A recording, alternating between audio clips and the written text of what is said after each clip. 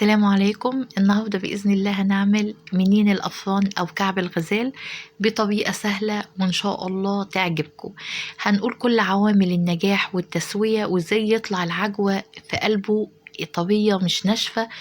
كل حاجة هنقولها إن شاء الله بعد ما نصلي على أفضل خير خلق الله، اللهم صلي وسلم وزيد وبارك على سيدنا محمد.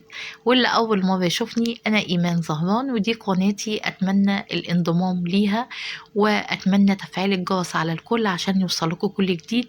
ويا ريت الفيديو لو عجبكم تعملوا لايك للفيديو، واللي ما اشتركش يا ريت يشترك فضلا وليس أمرا. هنقول كل حاجة. أول حاجة معايا معلقة كبيرة خميرة. المعلقة الكبيرة دي اللي هي كيس الخميرة العادي. هحط عليه كوباية لبن وهحط عليه تلت كوباية سكر. ليه يا امان ما حطيتيش نص كوباية سكر؟ لان انا هعجن العجينة هدخل فيها عجوة، فمش عايزة تكون العجينة محلية بشكل اوفر. فهنا تلت كوباية سكر حلوة قوي. هنا معايا كيلو دقيق متعدد الاستخدام، انا نخلاه وحط عليه رشة ملح. هحط عليه معلقة بيكنج باودر واحط عليه كمان 2 معلقة كبيرة نشا، 2 معلقة كبيرة ريحة الكحك ودي بتيجي من عند العطار، و2 معلقة كبيرة سمسم وبرضك السمسم بيجي من عند العطار. وهحط كمان رشة ملح واحط 2 مج من السمنة اللي انا مدفياها، وهقول مدفياها ليه. وهحط كمان تلت كوباية، يعني هاخد كوبايتين وتلت. بمقدارهم ايه يا امان بالجرامات؟ نص كيلو. كيلو دقيق خد معايا نص كيلو سمنة عشان تطلع ناعمة ودايبة. ليه انا مدفية يا جماعة السمنة؟ عشان احنا في الشتاء لو دخلتي السمنة على الدقيق هيقفشوا مع بعض كده وهتاخدي وقت في بس العجينة، فانا عايزة الوقت ما اخدش وقت كتير في بس العجينة. هكون مدفية يعني السمنة يعني سخنة بس مش بتغلي ولا مقدوحة، تكون زيادة عن الدافية سنة كده. وهبدأ انزل على الدقيق وابدأ ابس بين كفوف ايدي. الخطوة دي اهم خطوة يا جماعة لنجاح المنين او اي حاجة. مش لازم توصل للقوام الكريمي ده، لازم تبسي العجينة عشان تبقى ناعمة وحبيبات الدقيق متغلفة كويس بالسمنة، وتبقى العجينة زي ما انتوا شايفينها كده كريمية. هبدأ انزل بقى بكوباية اللبن اللي حط عليه تلت كوباية سكر ومعلقة كبيرة خميرة ودوبتهم على قوام الدقيق اللي انا بسيته وخليته ناعم لغاية ما بقى كريمة. هبدأ انزل هشوف هتحتاج معايا كمية سوائل تاني ولا لا. احتاجت معايا هبدأ اضيف لها بالتدريج. انا هنا بزود لبن، انت ممكن تبديلي اللبن بمية وهتطلع معاكي حلوة جدا. لو انت هتعملي كمية كبيرة استخدمي مية، مع يعني زودي كمية المية عن اللبن عشان تقدر اللي هي تقعد معاكي أكبر وقت ممكن. ده عامة في الصيف. أما في الشتاء لا، ممكن تعجني بلبن وهتقعد معاكي برضك كمية يعني فترة حلوة، لأن الشتاء بيحفظ الحاجة. هنا خدت معايا مجين لبن، مج خدته في الخميرة في الأول والمج التاني نزلت بالتدريج، ولقيت العجينة لا محتاجة، جبت نص كوباية مية ونزلت بيها بالتدريج. خدت مني كمان ربع كوباية مية، إلا معلقة. ممكن تاخد منك أكتر ممكن تاخد أقل حسب نوع دي وامتصاصه. العجينة يا جماعة دي بتبقى مفتحة بس ما فيهاش عرق، يعني بتشد فيها بتتقطع منك، عبارة عن فتافيت كده، يعني ما تشديها تتقطع منك. أبعرف إزاي العجينة مظبوطة؟ هعمل كورة كده زي ما انتوا شايفين وهبدأ أفردها. لو هي ما شققتش معايا ولقيتها ناعمة يبقى العجينة ممتازة، لو لقيتها خشنة وبتشقق يبقى العجينة محتاجة لسه سوائل. هنا معايا نص كيلو دقيق عجوة، حطيت عليه معلقة سمنة وهبدأ أفرده على شكل مستطيل. الكيلو الدقيق معايا هنا في الوصفة هيحتاج معايا كيلو عجوة. الكيلو دقيق هنا هيحتاج معايا كيلو عجوة. هبدأ بقى العجوة السمك رقيق ولا هو تخين ولا هو رقيق لدرجة اللي هي تتقطع، سمك رقيق زي ما انتوا شايفين كده. واخد حتة من العجينة وابدأ اللي انا شغلها على رخامة وابدأ افردها على شكل مستطيل.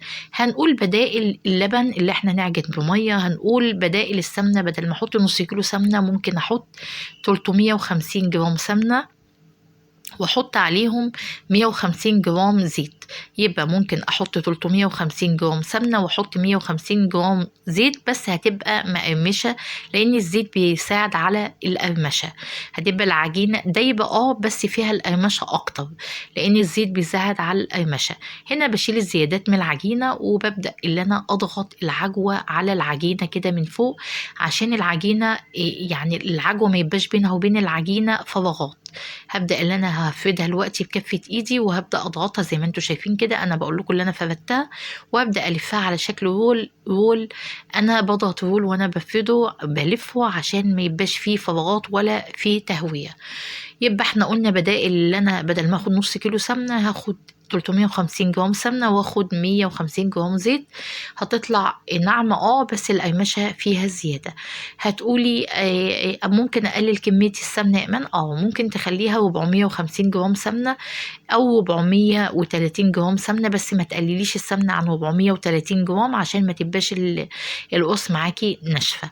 هتقولي يا ايمان قبليه انتي ما استخدمتيش عملتي كده 350 جرام سمنة و150 زيت عشان تبقى معاكي المنين دايب ومقرمش. هقولك لان انا ان شاء الله هيطلع معايا دايب ومقرمش، لان حطيت نشا، والنشا بتساعد على الهشاشة في المعجنات، وكمان بتدي القرمشة اللي انا عايزاها.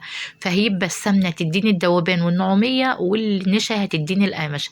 انا المفروض بعد ما اعمله رول كده باخده اللي انا اروله على الرخامة عشان افرد الرول واخليه السمك اللي انا عايزاه. يعني بفضل الف الرول على الرخامة اضغطه لغاية ما اخد السمك المظبوط. المفروض ادهن وشها معلقتين لبن ومحلياهم نص كوبايه يعني لبن ومحلياها بمعلقه سكر، لا اما نص كوب معلقتين عسل ابيض وعليهم معلقتين ميه مخففاهم يعني، وادهن الوش. انا العسل الاسود مش بيحبني واللبن خلص وانا بعجن، فجبت معلقه نص كوبايه ميه وحطيت عليها معلقه سكر ودوبتهم كأن شربات كده خفيف، وبدات ادهن الوش. هنا برضك هنعمل قطعه تانية هنبدا نفردها. طبعا انا بدمج العجينه يا جماعه دي مفتحه مش مشققه، في فرق بين التشقيق والتفتيح. مفتحه يعني تحس العجينه ما فيهاش عرق تماما، ودي اي عجينه مقرمشات او قراقيش ما بيبقاش فيها عرق تماما، وده اساس نجاحها. لو ادى مط معاكي او عرق او جيت تشدي العجينه وما اتقطعتش معاكي وفرولت معاكي وبقيت فتافيت في ايدك، اعرفي ان العجينه دي مش مظبوطه، واللي هتبقى الحاجه معاكي ملكومه ومش هتبقى مقرمشه ولا دايبه. حتى لو كانت كمية السمنة كتير يا إيمان، حتى لو كانت كمية السمنة كتير، مجرد ما انت عجنتي كتير وشغلتي الجلوتين فيها حولت قوام العجينة لحاجة تانية تماما. فنجاح العجينة دي اللي انت يا دوب بتلمي بصوابعك، مجرد انت الشغل كله وهي لسه فيها سمنة، مجرد ما تحطي سوائل وقفي الشغل، يعني بتبسي حلو جدا. وهي هنا زي ما انتوا شايفين بقفل وببدأ أرول الرول لغاية ما اخد الطول اللي انا عايزاه والسمك اللي انا عايزاه، واقفلها حلو جدا. زي ما قلت لك انت بتشتغلي وانت بتبسي حلو جدا، بتبسي بين صوابعك وبين ايديك وعلى كفوفك. واحسن حاجه بقى اللي انت يعني البوله اللي تستخدميها ما تستخدميش بوله غويطه، خلي بوله واسعه بحيث ان انت تتحكمي اكتر في يعني في بس العجينه. اول ما بسي براحتك خالص، مجرد ما تحطي الخميره وتبداي تحطي سوائل وقفي البس يا دوب تلم العجينه بس. هنا انا دهنت الوش زي ما انتم شايفين، وهنا العلبه دي عباره عن سكر وقرفه وحبه البركه وسمسم وبذر الكتان. طبعا قيمة غذائية حلوة جدا. حطيتها على الوش، يبقى عملت رول بالسمسم وعملت رول بالسكر اللي هو اللي بالسكر والقرفة وحبة البركة والسمسم. طبعا التسوية يا امان، التسوية على درجة حرارة بكون محققة درجة الحرارة قبل ما ادخل الفرن، بحطها رف اوسط. اول ما بدخلها الفرن بنزل الحرارة للوسط، يعني درجة حرارة متوسطة. اي مقرمشات او اي منين او اي حاجة بتدوب في البق كده لازم درجة الحرارة المتوسطة. لو عليتي درجة الحرارة تاخد لون من الأرضية ومن الوش ومش هترمل معاكي وهتبقى دايبة، ولو هدتيها هتنشف معاكي والعجوة بتاعتك هتبقى من جوه محطبة والسمنة اللي انت حطيتيها مش هتحسي ان انت حاطة سمنة، هتكون سبحان الله نشفت السمنة اللي فيها وبقت مش حلوة. أتمنى لو وصلتوا لغاية هنا في الفيديو تعملوا لايك للفيديو وتشتركوا في القناة لو كنت لسه ما اشتركتوش. حطيتوش. هتقولوا يا إيمان افرض أنا حطيت نص كيلو سمنة ومشيت على نفس مقاديرك وبرضك طلعت ناشفة، أقول لك النشوفية دي لأنك هديت النار والحاجة نشفت في الفرن وامتصت، يعني نشف السمنة اللي فيها فأصبحت ناشفة وحطب.